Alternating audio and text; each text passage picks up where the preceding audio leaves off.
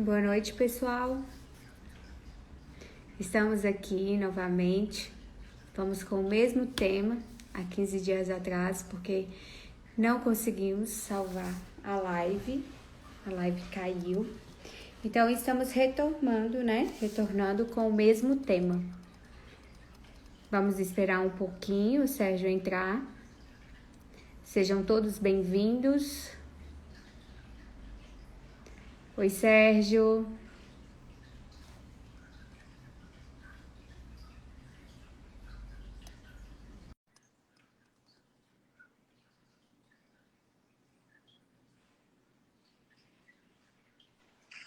Oi, Gabi. Oi, Sérgio. Tudo bom?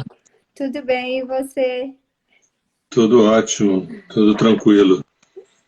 E você, como é que estão as coisas? Como é que já está em que mês a gravidez? Tô com 8 meses e 1 semana. Gente, nossa, seria essa a nossa última live? Não! Ainda não, ainda tá dando para fazer muita coisa, praticando yoga, trabalhando. Eu tô vendo no Instagram você de pernas pro ar. O Rafa gosta, ele tem gostado, tem nos feito bem. Que bom, que bom, que bom, maravilha. Bem, então, você já fez alguma introdução? Não, eu só avisei o pessoal que hoje, né, a gente está com o mesmo tema da live anterior que nós fizemos, né? Minha profissão não me realiza. Pelo fato, o Instagram aquele dia e também na quarta deu problema, muita gente perdeu a live. Mas voltamos com um tema que é super interessante também. Muita gente procurou a live depois e não conseguiu. Eu só fiz essa introdução mesmo, só esse recadinho. Então, você se apresenta? Precisa, não precisa você se Eu vou só me apresentar? apresentar rapidinho. Eu sou Gabi Cezírio, né? Nós temos esse projeto aqui de 15 em 15 dias com o Sérgio, um momento muito especial para mim, né? Acho que para todo mundo que está presente. Sou psicoterapeuta, personal trainer, né? E só agradecer mesmo, Sérgio, por sempre estar aqui com a gente e a todos vocês. Então, meu nome é Sérgio Seixas, eu sou aqui do Rio de Janeiro, sou do Grupo Terra de Rudá. Primeiramente, agradecer. Eu já perdi a conta de quantas lives a gente fez, eu não tenho a menor ideia. É só contar aí também, né? Só contar dá para contar. E agradecer a você muito e a todos que estão chegando, que depois vão poder assistir mais na frente a gravação da live. Eu trabalho com astrologia, com psicoterapia, com medicina tradicional chinesa, com arte, e também sou um pesquisador de uma outra história da humanidade. Então, tudo isso junto me torna um terapeuta astrológico e etc., com uma visão um pouco mais verticalizada, né? Não tão refém assim das neuroses pessoais e buscando algo mais profundo, né? Então, hoje o nosso tema é Minha Profissão Não Me Realiza, e vou trazer, assim, sob o olhar da astrologia dármica, que é uma astrologia que vem desenvolvendo já eu e Lígia Franklin, uns 4 anos, mais ou menos 4, 5 anos, por aí, em torno disso, e é basicamente o trabalho que tem tido mais solicitação, é a astrologia dármica, é um trabalho muito profundo. Primeiro, explicar o que é, né? A astrologia dármica é a interpretação da carta natal da pessoa, do mapa astral da pessoa, mas com um olhar mais aprofundado, procurando responder as perguntas desafiadoras, do tipo: para que eu nasci? O que eu estou fazendo aqui nesse corpo? O que eu estou fazendo nessa família? Qual é o meu propósito de vida? Qual é a minha missão aqui na Terra? Ou seja, perguntinhas básicas, né, simples, né? Quando a pessoa faz um mapa astral, a pessoa não pergunta isso para o astrólogo, não chega lá, vem fazer meu mapa astral que eu quero saber qual é a minha missão aqui na Terra. Normalmente a pessoa faz porque está preocupada com o ano, né? Como é que está dezembro, fevereiro, outubro, setembro, ou quero me conhecer um pouco mais. E está ótimo, nenhum problema. Mas a astrologia dármica ela tem um olhar que vai adiante, né? Que tenta responder essas questões. Por exemplo, hoje mesmo, eu vou procurar não chover no molhado, que é falar nas profissões referentes a Áries, a Touros, a Gêmeos, a Câncer, não. Pegar o subtexto disso, pegar aquilo que está por detrás. Qual seria, tendo uma dominante ariana, uma dominante taurina, geminiana, canceriana, por exemplo, qual é a leitura mais aprofundada, né, do ponto de vista do Dharma? A palavra Dharma é uma palavra em sânscrito que significa caminho, com C maiúsculo, significa lei. Para os budistas significa os ensinamentos do Senhor Buda, né?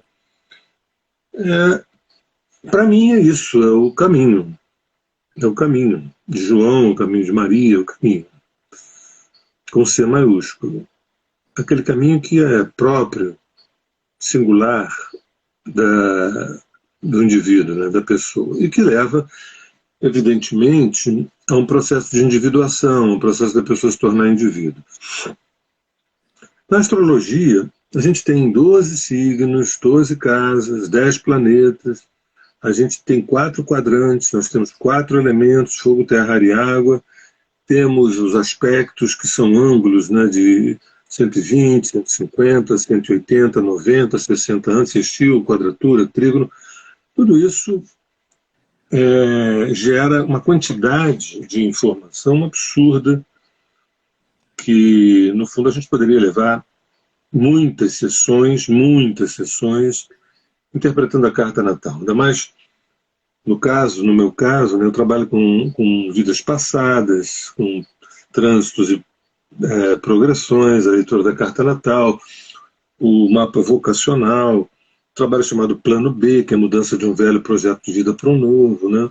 Qual é o mapa da linhagem ancestral, de que linhagem espiritualmente eu pertenço, sinastria de namorados, amigos, sócios, marido e mulher, sinastria familiar, ou seja, é uma quantidade enorme.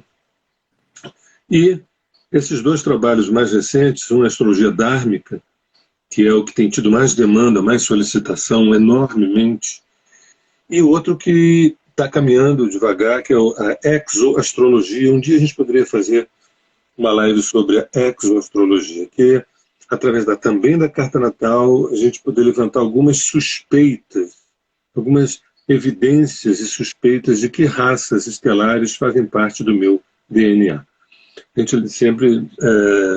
A gente sabe que todos nós aqui não somos daqui, nós viemos de outros lugares, e o nosso DNA, principalmente aquilo que os cientistas chamam de DNA lixo, por exemplo, apenas 96% do nosso DNA, adquiriu as informações que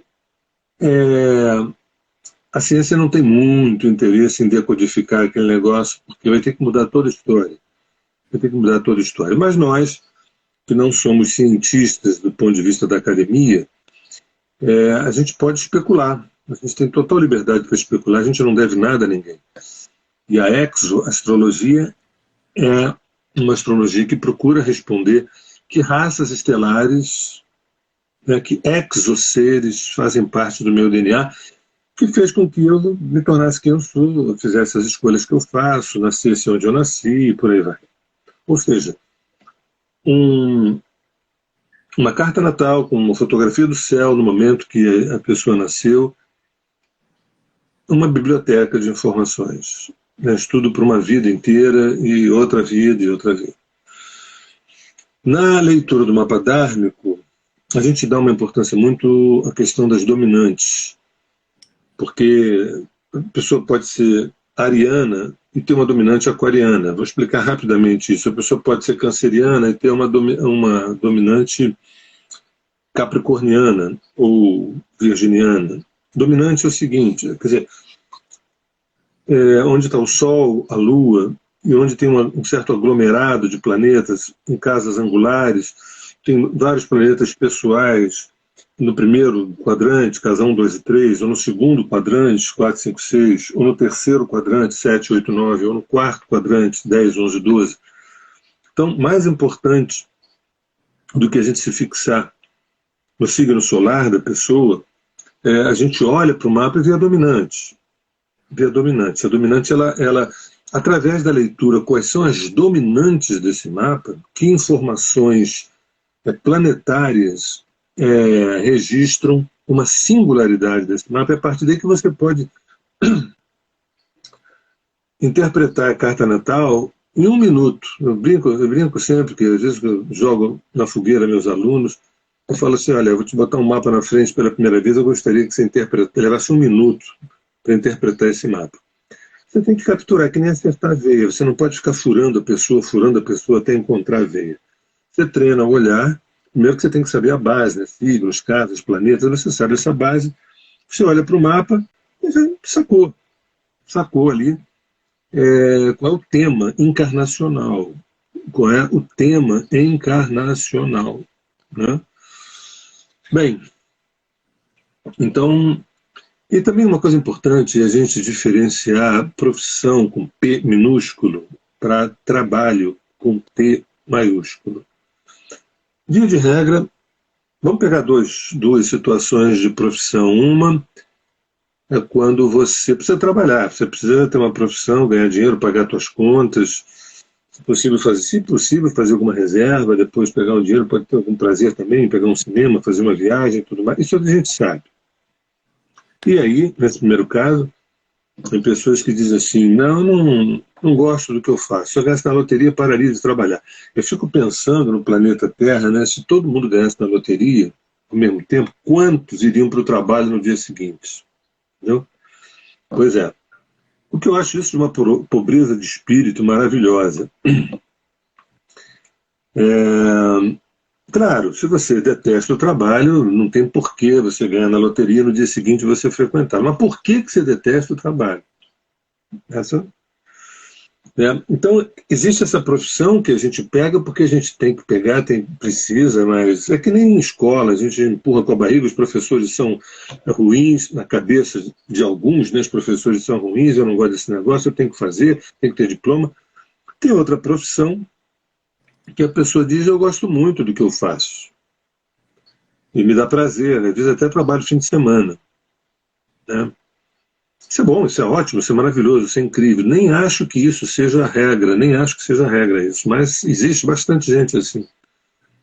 Mas mesmo assim é curioso, porque mesmo a pessoa gostando da profissão, a gente não tem garantias de que essa profissão traduza o Dharma da pessoa. Às vezes a pessoa gosta da profissão porque aquela profissão deu uma relevância nela na vida, não só financeira, mas de ego.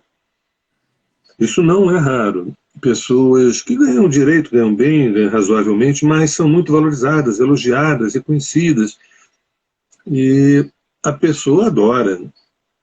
E aí, quando vai fazer um mapa dármico, aquela profissão que a pessoa adora não aparece exatamente no mapa. Então ela está um pouco inebriada com os elogios, com a possibilidade de existir aos olhos do outro, existir no mundo. E tem a terceira opção, que é quando a profissão ela é uma materialização do Dharma. Assim, a profissão com P minúsculo se transforma em trabalho com T maiúsculo. É essa virada que eu vou trazer, que eu acho importante. O pulo do gato dessa live é perceber o seguinte, trabalhando agora, esquecendo nesse minuto um pouco a palavra profissão e entrando para a palavra trabalho, o nosso Dharma, o Dharma do ser humano é um dia, né? Um dia, sabe lá Deus quando, provavelmente, quem sabe, não nessa encarnação, é nós nos tornarmos amor.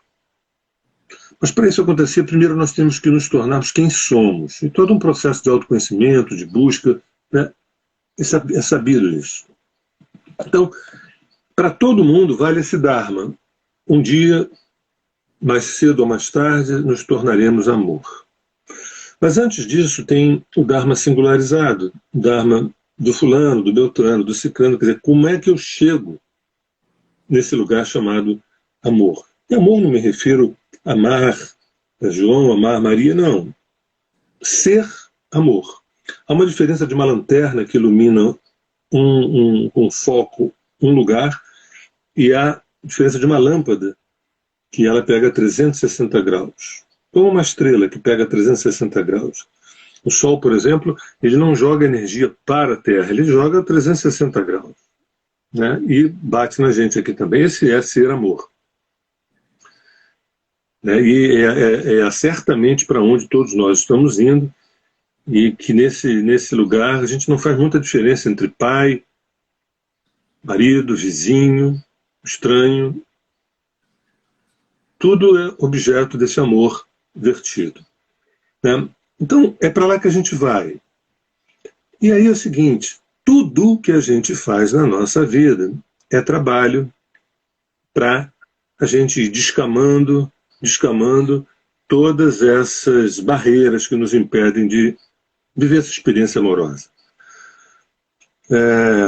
A profissão representa um percentual, e até eu diria relativamente pequeno, porque todas as situações que a gente vive dentro das 8 horas da profissão, ou das 10 horas de trabalho da profissão, ou todas as situações que a gente vive fora da profissão, em fim de semana, em feriados, é trabalho alquímico, na tentativa da gente ir decantando essas camadas mais grosseiras, mais densas e mais egóicas, na busca de chegar na nossa essência. Tá? Então, esse é o projeto da astrologia dármica. A astrologia dármica, ela não fica refém. Qual é a profissão que eu vou gostar? Isso é o vocacional, esse é o mapa vocacional, que é bom. Mas a astrologia dármica vai adiante, que é o seguinte, escuta, qual é o meu trabalho aqui na Terra? E lembrando que trabalho é sinônimo de algo absolutamente encantador. Né? Ou seja, eu estou dançando coisas na minha vida que estão me levando a me tornar cada vez mais quem eu sou, e por conta disso me aproximando mais ainda da razão pela qual me convocaram a estar aqui, que é primeiramente me tornar quem eu sou e logo em seguida viver a experiência plena de amor. O propósito de todo ser humano, seja ele uma pessoa do bem ou uma pessoa totalmente desviada do self, do ser que no fundo, tenhamos a consciência disso ou não, o propósito de todo mundo é ser amor. Né? E tudo na nossa vida é trabalho. Né? A maneira como a gente come, como a gente dorme, como a gente anda, como a gente fala, como a gente educa um filho, como a gente aprende com o filho, quando a gente se aproxima de uma religião, quando a gente se afasta de uma religião, quando a gente escolhe uma profissão, quando a gente sai de uma faculdade, quando a gente abandona uma faculdade, quando a gente agride alguém, quando a gente é injusto com alguém, ou seja, não tem uma única exceção para esse trabalho. E quando a gente não percebe isso, quando a gente não percebe que cada situação, por mais prosaica ou insignificante que seja, é muito, muito importante, é muito rico para esse nosso processo de irmos na direção do nosso orgasmo pleno, esse orgasmo existencial, que é a experiência plena do Dharma, quando a gente não ilumina isso, a gente tem que empurrar com a barriga esse negócio. Tem que empurrar com a barriga porque é muito chato, é muita cobrança na profissão, cobrança em casa, cobrança nos boletos bancários. Né? Mas não é por aí, o Dharma não vai por aí. O Dharma não é um muro de lamentações, tampouco um lugar onde a gente culpabiliza terceiros. O Dharma, ele traz para si a responsabilidade, porque ele é o caminho. Esse caminho está dentro de todo mundo, esse caminho está dentro de cada um, é um caminho singular. Por isso que a carta natal é singular. Né? Por isso que a decifração da carta natal é a decifração da tua autorrealização. Claro, evidente que você não vai fazer o mapa na terça-feira e vai se autorrealizar na quarta. Tem todo um processo. A gente, inclusive, resiste, a gente quer saber porque nós somos curiosos, mas na hora que sabe, Ai, meu Deus, antes eu não tivesse sabido. Não é assim, não. A grande maioria das pessoas adoram saber e vão se estruturando para poder dar conta, para poder dançar aquela música da sua própria alma, né? Poucas pessoas, realmente poucas pessoas que mostram uma curiosidade de saber quando sabe, falam, gente, para que eu meti nisso? Para que eu... Né? Porque a impressão que tem é que essa pessoa vai ter que desarrumar tanta coisa daquilo que estava mal arrumado. A pessoa tinha uma péssima arrumação. Aí o Dharma propõe a arrumação, e para essa pessoa isso soa como uma desarrumação daquilo que não estava arrumado. Então a pessoa, não, eu preferia deixar como estava. Mas isso é uma exceção, tá? Eu estou valorizando essa exceção porque, inclusive, é divertido isso. É meio divertido. Não para quem está nessa situação, mas é divertido falar disso. Você chega todo desarrumado, mas você se acha naquela desarrumação. Aí o mapa dármico organiza e a pessoa acha que aquilo virou um caos na vida dela. Mas a grande maioria não é nada disso. A grande maioria diz o seguinte: eu sabia. Essa grande maioria fala assim: eu sabia. Estava faltando esse clique, estava faltando essa gota, estava faltando... Essa é a grande maioria. E tem outros que ficam no meio do caminho e falam assim, gozado, eu sinto realmente alguma coisa, mas não sei, eu vou... Esse é o meio do caminho. Bem, isso que eu falei é muito importante, de que a astrologia dármica tenta trazer à luz cada situação do dia a dia como sendo uma ferramenta muito importante para essa autorrealização, né? Para a autorrealização. Não confunda para a realização de um objetivo, não confunda para a realização de um projeto, não, para a autorrealização. O que em linguagem oriental seria a iluminação, ou despertar, ou estado búdico. Mas, Sérgio, a astrologia dármica, ela tem a pretensão de sinalizar, de mostrar as digitais, mostrar as pegadas do Buda ou do Cristo que há em mim. É claro, evidente. Evidente.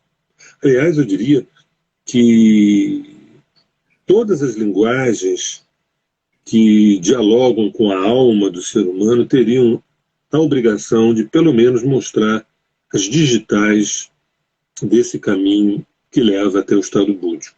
A astrologia, então, nem se fala. A astrologia, talvez eu pudesse dizer que é a mãe de todos esses conhecimentos iniciáticos, né? Vou repetir só para provocar todo mundo que trabalha com outras áreas, que eu respeito e admiro, mas é possível que a astrologia seja a mãe de todas as outras áreas, né? Porque simplesmente as mitologias falavam que tudo que a gente viu aqui foi o casamento do céu com a terra, o de Urano com Gaia, né? Isso parece mito, parece uma metáfora, parece um símbolo, parece, mas na verdade a astrologia já desde sempre vem trazendo as digitais desse estado búdico aí.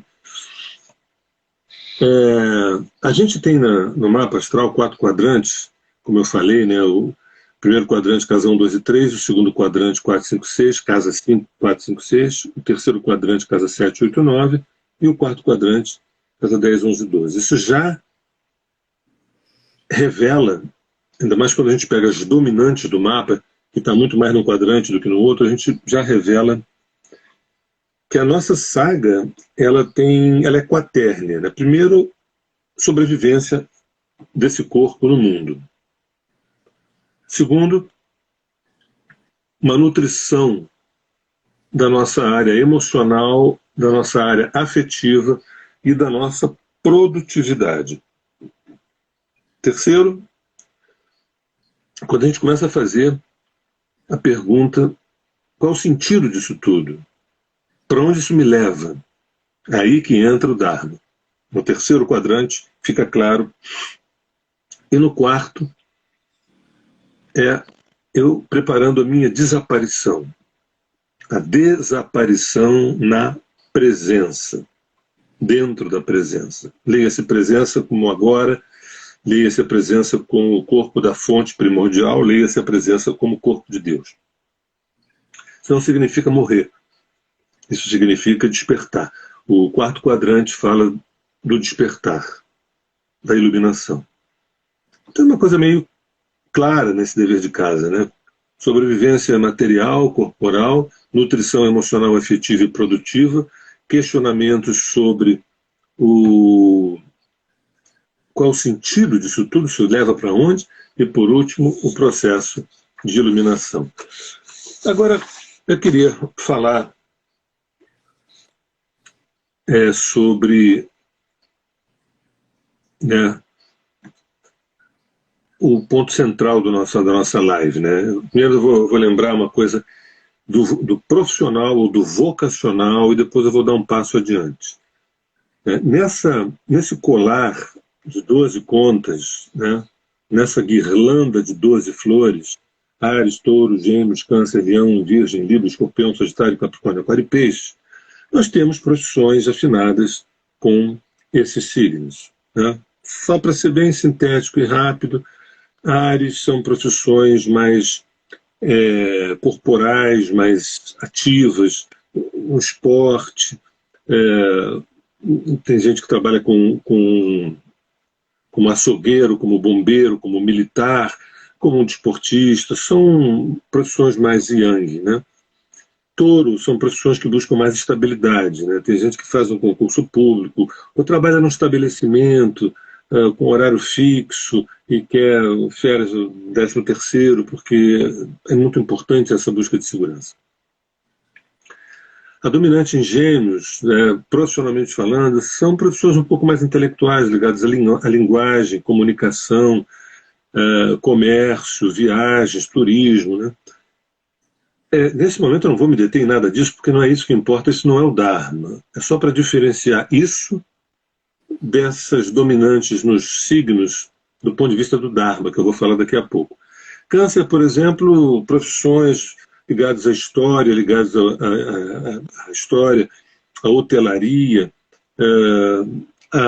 a cuidar, né? São profissões que, por exemplo, a constelação familiar, quando você faz direito e você se especializa em família, quando você faz psicologia e se especializa em constelação familiar, que é a coisa do câncer. Leão são profissões criativas, profissões onde você, inclusive, exerce uma certa liderança, um certo comando, um certo magnetismo. Às vezes a pessoa é gerente, é presidente, é o dono ali da banda, o dono, né, da coisa mais criativa, artística. Virgem são profissões mais detalhadas, laboratoriais, né? Pessoa que trabalha com microscópio, então um ourives, ou alguém que trabalha com alimentação, né? Ou com a área da saúde, um homeopata, por exemplo. Eu insisto, eu estou fazendo a síntese da síntese, que não é isso que não nos interessa. Isso aqui não é o mapa dármico, isso que eu estou falando. Isso é um mapa profissional. Aí a gente avança para a Libra. A Libra, por exemplo, tem a ver com arte, né? Tem a ver com arte, com a beleza, com profissões que têm a ver com a escuta, com a percepção. Um dos braços da psicologia é Libra, embora Libra não reja a psicologia, mas ela acolhe muito bem, porque tem a ver com a questão de você receber, fazer o exercício de autoridade, de alteridade, de observar o outro, de escutar o outro.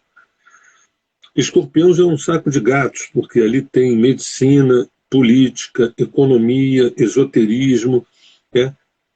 Por isso é um signo mais controvertido. Eu acho um signo maravilhoso, sem o qual os terapeutas não conseguiriam ajudar ninguém. Sem essa potência escorpiônica, a gente ficaria no blá blá blá e não haveria transformação. Então, por isso rege a cura. Sagitário, as profissões têm a ver com advocacia, né? Direito, juiz, professor de línguas,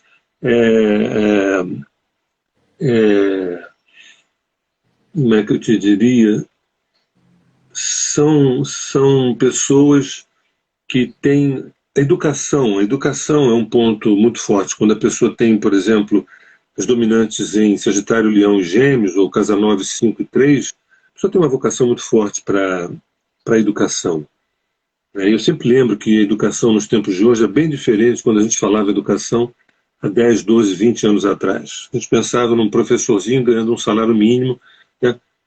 a educação talvez seja a palavra maior para o mundo que a gente vive. Esse mundo que a gente vive, a gente precisa de grandes educadores, de grandes seres humanos, né?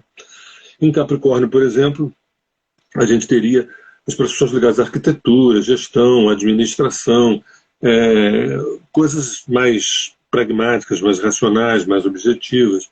No Aquário, hoje em dia, a gente poderia falar de tecnologia ou ligado ao meio ambiente, toda a parte de elétrica, de eletrônica, e também ligado à natureza. É incrível como o Aquário ele joga tanto na tecnologia como também relacionado à natureza, e também o aspecto psicoterápico, né? Aquário não rege a psicologia, mas rege as psicoterapias, principalmente holísticas, né? E Peixes, por último, esse sim rege a psicologia, rege a mediunidade, a psicologia, a subjetividade. São profissões que demandam um acolhimento do aspecto onírico, né? Onde a pessoa ela vibra naquele que é subjetivo. O subjetivo me alimenta. Tá bom. Isso tudo, na verdade, está nos livros, e nos livros está mais explicado e com mais detalhes. Agora, o que eu queria falar, esses signos, do ponto de vista do Dharma, né, as dominantes do mapa em Áries, em Touro, Gêmeos, Câncer, Leão, Virgem, Libra, Escorpião, Sagitário, Capricórnio, Aquário e Peixes, do ponto de vista do Dharma. Quando nós temos um mapa que a dominante desse mapa é Áries, ou a primeira casa, o primeiro quadrante, ou o planeta Marte, enfim, não vou ficar entrando em detalhes. Quando a dominante é Áries, né, porque às vezes tem a Lua em Áries e tudo, a gente sente ali que o trabalho é a autoafirmação, é existir enquanto sujeito da sua própria escolha, do seu indivíduo, da sua pessoa. Né? Parece maluco, mas agora que eu estou abrindo para falar, é algo assim, muito profundo, que não dá para a gente entender rapidinho, não. Quer dizer que as dominantes em Áries, a pessoa precisa existir enquanto sujeito, buscar uma autoafirmação. Às vezes a vida dela é buscar essa autoafirmação. E via de regra não são tão maduros assim. Tem traços bem infantis e tudo mais. Quando há uma dominante em Touro,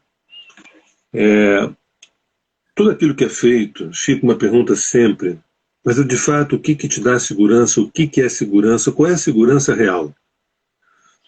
O que te dá segurança? Eu sempre cito que no início da vida a gente responde que é um emprego estável, né, uma família unida, com saúde, né, um casamento sólido, uma casa própria. Né, e essa resposta tem validade principalmente quando a pessoa tem menos dos 40, de 40 anos para baixo. Mas de 40 anos para cima, essa resposta já começa a não convencer. E se essa pergunta cai na prova, né, qual é o tema quando a dominante do mapa é Touro, eu diria encontrar a segurança. E a segurança é ser quem se é. A segurança é ser quem se é. Tudo aquilo que a gente adquiriu, a gente pode perder. Mas aquilo que a gente se tornou, não. O terceiro aspecto, Gêmeos, né, a diferença, eu falo de linguagem, comunicação, trabalhar como correios, como escritor, né? Mas no Dharma, isso não importa. No Dharma, com as dominantes em Gêmeos, ou na casa 3, ou Mercúrio muito evidente, o que significa? Não perder a eterna curiosidade sobre os caminhos, sobre as vias. Conhecer, conhecer, conhecer. A função de Gêmeos no Dharma é abrir horizontes de observar, de tocar, de mexer, de tentar entender, mesmo que possa largar na terceira página, na quarta página, mas fica aquela impressão. Conhecer. Né? Conhecer aquilo que se apresenta para mim e digo o que é da valia, qual é a valia disso para a minha jornada, para o meu caminho, para o meu Dharma. Se a dominante é em Câncer, Bem, muita coisa na casa 4, a lua muito evidente, né? É sentir-se em casa. O que você faz, aonde você faz, com quem você faz, você está em casa. Recobrando a memória de quem você é, de onde você veio. Uma relação forte com a tua história, com a história das pessoas que te cercam, para compreender melhor. É como se você produzisse uma poltrona confortável. E aí não falo de acomodação, eu falo de o conforto de se sentir em casa onde quer que esteja. Quando a gente avança para Leão, dominantes de planetas em Leão, na casa 5, Sol em evidência, é o poder de criar, é o poder da criação, é o poder da criação, é o poder de você colocar alguém no mundo e você ensinar. Quer dizer, a fertilidade de Câncer gerou alguém, e esse alguém vai ser educado, vai ser inspirado, vai ser potencializado pela energia do coração, que é a energia de Leão. Então, no Dharma, as dominantes em Leão é a potência de você poder criar uma nova vida. Isso não, quando eu falo criar, não estou me referindo a profissionais da arte, não, mas é criar uma nova vida. A gente avança para a Virgem, e esse daí é muito claro, é aperfeiçoar-se, como se fosse um ourives, como se fosse um joalheiro.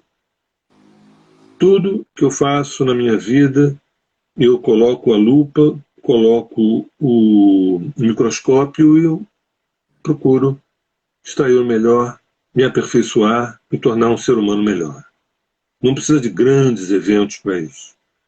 Em Libra, o Dharma, chegar no outro, perceber o outro, ouvir o outro, escutar o outro, perceber que esse outro é uma extensão sua. O outro é sempre uma extensão sua, uma vez que todos nós somos um. Se eu não me interesso pelo outro, eu também não me interesso por mim. O Dharma de Libra é muito forte. Esse Dharma de Libra tem muito a ver também com os terapeutas, que tem que ter um tesão por ser humano. Eu vejo que alguns terapeutas não gostam muito de gente.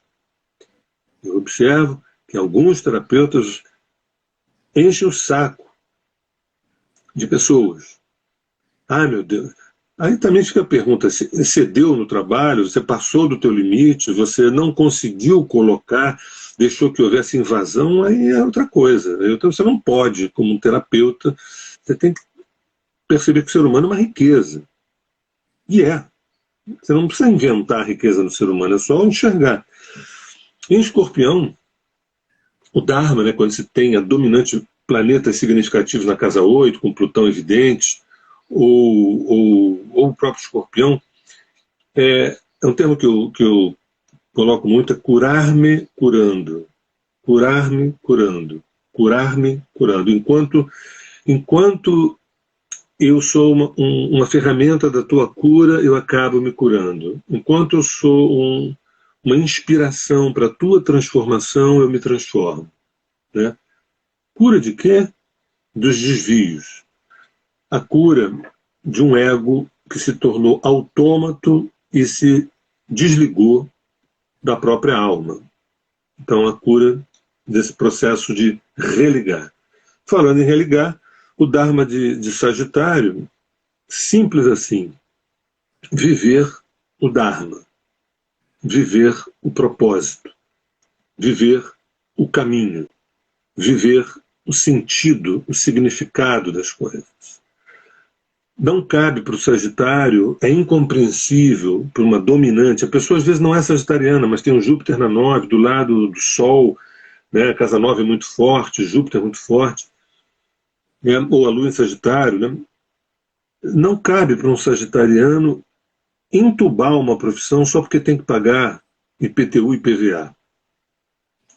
Isso é a morte de um sagitariano. Sagitariano, qual o sentido desse trabalho, qual o sentido desse caminho, qual o sentido dessa relação? Qual o sentido dessa relação? Não é o sentido que você precisa de um marido, você precisa de um marido, você precisa de uma esposa, todo homem tem que ter uma esposa. Não é assim que a banda toca. Aí Capricórnio você já está no topo, no meio do céu, no 10º portal, né? As dominantes em Capricórnio seriam quando a pessoa se torna a própria obra. Ele já foi arquiteto, já foi administrador, já foi gestor, já trabalhou com burocracia, já fez coisas que não gostava, mas porque precisava. Um belo dia ele percebeu que ele se tornou a própria obra. Ele era a própria obra.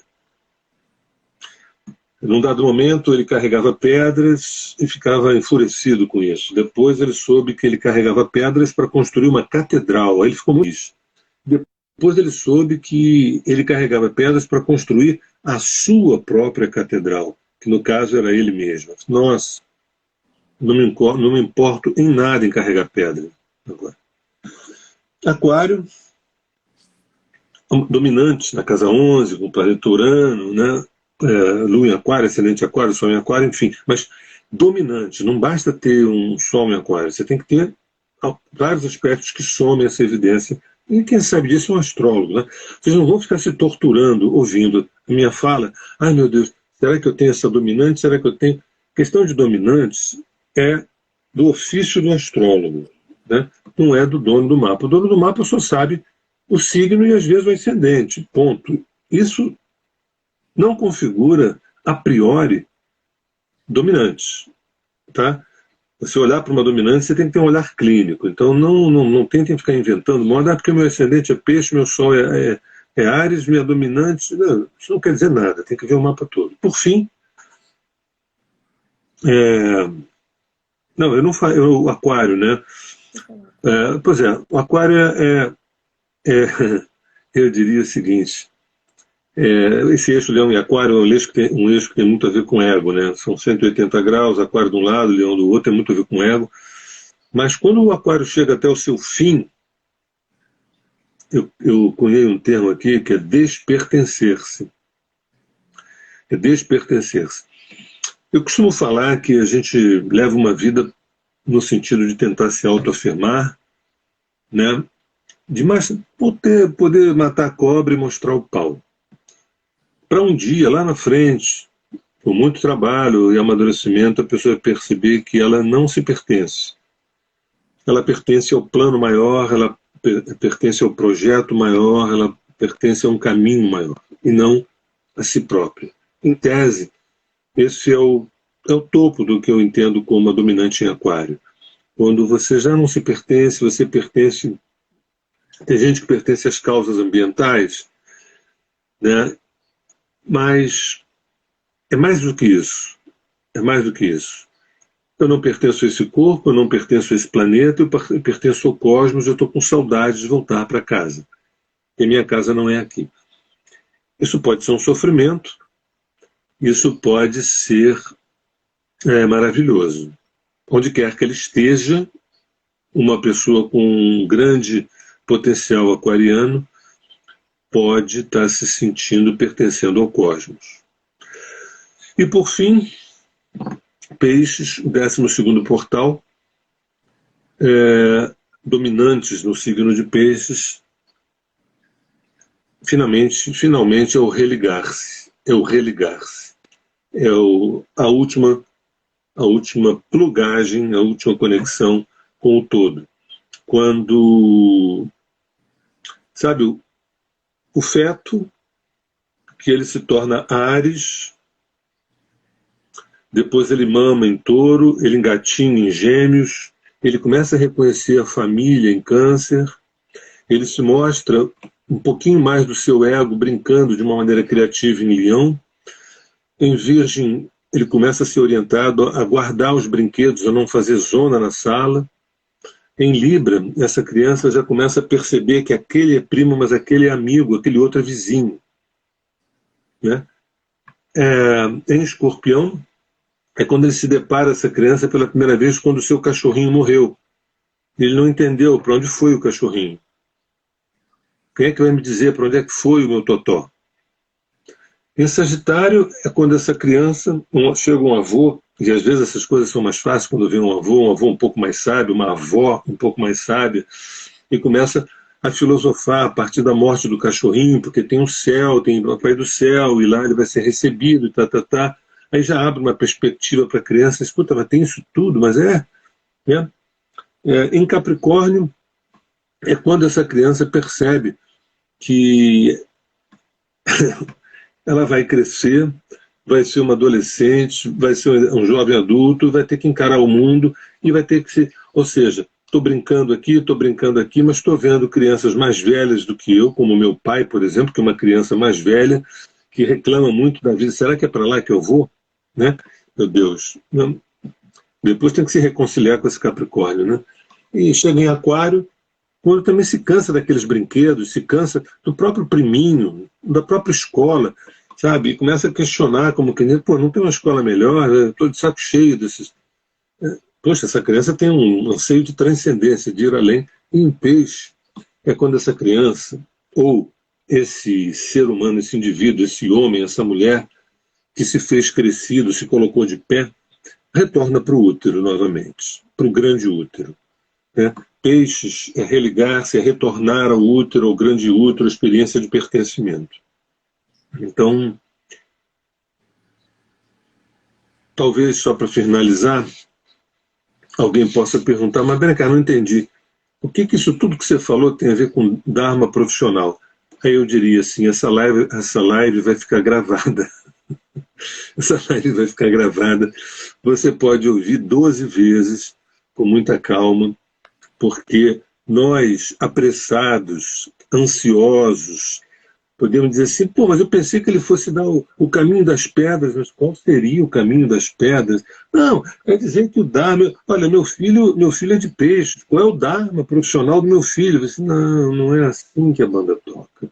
Ouça essa live de novo para perceber que o rococó é sofisticado a história. Bem, temos aí uns 10 minutos, mais 10, uns 12 minutos. Sérgio. E cada vez que a gente assiste, a gente aprende mais uma coisa, tem outro olhar. Essa live foi diferente da outra. Eu peguei algumas coisas da outra, mas eu deixei tudo mais solto, né, nessa. Sim, sim. Eu tenho umas perguntas aqui que o pessoal mandou inbox para mim, eu vou direto para as perguntas. Vamos lá. Você pode falar um pouquinho, Sérgio, sobre os limites, né, nessa transição, sobre os limites entre cuidar da sobrevivência e cuidar da autorregularização? Cuidar da sobrevivência e cuidar da... autorrealização. Durante essa transição para o Dharma, para o trabalho. Sei. Olha, quando o estômago está vazio, quando o bolso está vazio, é mais difícil você filosofar, é mais difícil você buscar o Dharma, é mais difícil. Se você está numa guerra, né, e alguém diz assim, pô, mas você sabe qual é o teu Dharma? A vontade que tem de você mandar essa pessoa, porque você tem que sobreviver àquela guerra. Né? O Dharma, ele pode te ajudar muitíssimo a sobreviver àquela guerra, não no sentido prático, imediato, né? Porque você tem que trabalhar. Eu não sei o que eu gosto para trabalhar, mas eu preciso trabalhar para me sustentar. Então, essa fronteira, você tem uma fronteira não conciliada e uma fronteira conciliada. A não conciliada é quando você trabalha no que não gosta, ganha dinheiro e faz alguns cursos. Esses cursos de autoconhecimento, terapias, experiências, fazem com que você cada vez se aproxime mais de você e possa preparar essa migração para uma vida no Dharma. E o segundo é quando essas duas experiências elas estão linkadas. Você está na sobrevivência. Essa sobrevivência não é só sobrevivência, ela é vivência também. Ela está totalmente linkada com o teu projeto de vida. Né? Então, você pega alguém... Por exemplo, pegar um exemplo simples. Você pega alguém que trabalha com psicoterapia, que ama o que faz, que adora ser humano, que adora o processo evolutivo, que é um buscador espiritual, ganha um bom dinheiro com esse trabalho, alimenta a sua própria alma, ajuda uma porção de pessoas com isso. Esse é um pequeno exemplo disso, mas isso não é monopólio dos terapeutas, não. Pode ser qualquer profissional, tá? Um médico, um arquiteto, um comerciante. Nós precisamos de médicos, de arquitetos, de comerciantes, de padeiros, no Dharma. que seria você estar conciliado, quer dizer, aquela profissão você está linkado com o caminho da tua alma, né? Sim, Sérgio. E falando assim, você falou assim, a guerra, né? A gente está exatamente numa guerra, vamos dizer assim, né? Sobrevivendo, né? E autorrealizando também. Muitas pessoas estão sem o emprego e entrando também, abrindo caminho para o trabalho dármico, né? Eu tive essa percepção mesmo, tipo, na minha clínica, apareceram muitas pessoas nessa transição, e foi até uma transição com mais impulsividade, né? Alguns tiveram mais dificuldade e precisavam sobreviver também, né? Numa guerra tinha as necessidades. Eu sou suspeito para falar, porque se eu só olhasse para a minha prática, eu teria uma avaliação equivocada. Eu diria o seguinte: nossa, essa pandemia foi ótima, porque uma porção de gente que ficou desempregado está buscando seu próprio Dharma. Mas não é bem assim que a banda toca. Quando eu saio de mim, que eu olho para fora, tem muita gente desempregada e perdida. E muita gente desempregada e ainda assim consegue fazer terapia, e essa terapia não reverte no Dharma. E essa terapia muitas vezes reverte como é que você faz para você sobreviver ou voltar para o velho trabalho. Né? Porque também tem isso, né? Tem um mundo que acabou, mas eu peço ajuda. Como é que eu faço para voltar para aquele mundo? E não, como é que eu faço para compreender que mundo é esse que surgiu e eu tentar me recriar, me ressignificar? Né? Essa é uma questão também. Ô Sérgio, você pode falar um pouquinho sobre o Dharma? A pessoa, ela acaba mudando de profissão ou naquela profissão mesmo ali ela pode encontrar o Dharma dela, assim? Com um jeito de agir, um jeito de olhar. Isso. O Dharma não tem a ver com profissão. O Dharma tem a ver com o caminho da pessoa. Né? Às vezes ela está na profissão certa, mas ela está com o chaveamento, ela está no turnout, ela não está no turn-on, ela está no turnout. E aí vai fazer um mapa dármico, fala, gente, eu acho que eu era feliz e não sabia. Também não é raro isso. A pessoa está na profissão certa e ela não está encontrada. Ela vai mudar de profissão e não vai dar certo. Aí o Dharma ajusta essa pessoa na profissão que ela faz e que tem tudo a ver com ela. Então o Dharma não tem a ver diretamente com a profissão, e sim com o caminho. E o caminho fala de quê? De amor, de afeto, de dinheiro, de profissão, de espiritualidade. O caminho fala de tudo, inclusive de profissão. Entendeu? Isso é muito importante, tá? Você perguntou, porque dá a impressão de que todo mundo quer fazer o Dharma está insatisfeito com o trabalho. Não. Está insatisfeito com a costura que a pessoa faz com as coisas que tem. Por exemplo, você está no trabalho certo, você está num casamento legal, você tem amigos interessantes, mas você está infeliz por alguma razão que você desconhece. Você não está conseguindo fazer a costura para uma tapeçaria, a tapeçaria evolutiva. Esse é um ponto que a gente merecia um dia fazer uma live. Eu já falei sobre o ponto dármico, que é a gente fazer a costura das coisas numa vertical e em espiral. Porque tem gente que sabe teoricamente o Dharma, tudo mais, mas não consegue fazer essa costura. E ela tem uma anemia anímica. Uma anemia anímica. É uma anemia da alma. É uma frigidez da alma. Entendeu? Você sabe quando você está com um homem bem interessante, um homem quente, um homem bonito, interessante, e você não tem orgasmo. Você não tem orgasmo. Será que a culpa é desse homem? Será que sou eu que não estou? Então, essa tapeçaria era um tema interessante para uma live, um tema bem misterioso, e não é raro, não. As pessoas me perguntam, né, por que a coisa não pega se ela tem todas as condições e a coisa não vinga. Aí tem que mudar de profissão, mudar de casamento, mudar de casa, mudar de país, mudar de... Peraí, calma, não é assim. Né? Eu fiz exatamente essa pergunta porque já apareceu muitos casos assim, e muita gente que começa o autoconhecimento, a espiritualidade, já acha que tem, né, esse dharma de ser terapeuta sempre, né? Às vezes ele já está no caminho e, né, e não conseguiu fazer essa costura. É isso aí. Exatamente isso. A função do mapa dármico é mostrar o caminho e também mostrar como faz a costura disso. Às vezes a pessoa está no caminho e perdeu a memória. Entendeu? Ela continua procurando. Sabe quando você encontra e continua procurando? Uhum. Você encontra e continua procurando. Aí o mapa dármico fala assim, peraí, só uma coisinha. Olha para onde você chegou, olha o que você encontrou. Aí a pessoa... Mas isso não é o comum. O mais comum é as pessoas estarem perdidas. Que fique claro, que fique muito claro.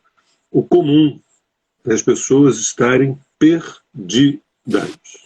Entendeu? Esse é o comum. E o mapa dármico é apenas assim, uma flecha no alvo.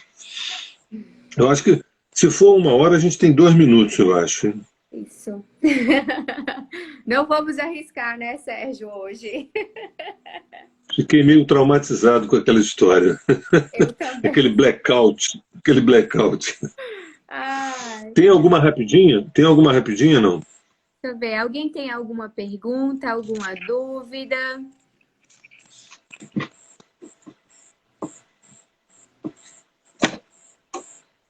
Deixa eu olhar aqui para ver se já tinha alguma pergunta.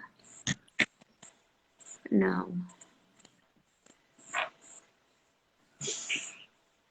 Acho que ninguém, Sérgio. Espero que tenha ficado claro, assim, né? Vai dar umas mexidas, né, Sérgio? Vai Bem, então a gente encerra, não é isso? Sim, sim.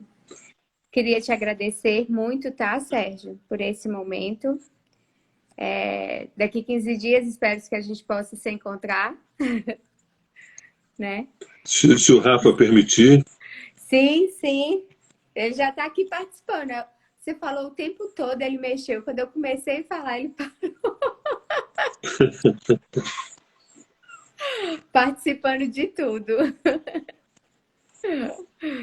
Então, Sérgio, muita gratidão por esse momento, né? Tão sábio. Queria te agradecer muito, muito. É um momento muito valioso.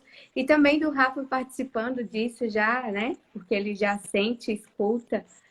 É um momento muito grandioso, assim, pra gente. Tá bom? Que bom. As pessoas estão agradecendo, pessoas queridas aí estão agradecendo. Tem até pessoas, a minha prima está aí também, pessoas queridíssimas, todas agradecendo. Eu agradeço a vocês essa gentileza, esse carinho todo aí. Gente, um beijo. Se tudo correr bem, até daqui a 15 dias, terça-feira, às 20 horas, né, no canal Gabi Cezílio. Beijo, Sérgio. Um beijo para a Tchau, Lígia tchau. também. Tchau. Obrigado.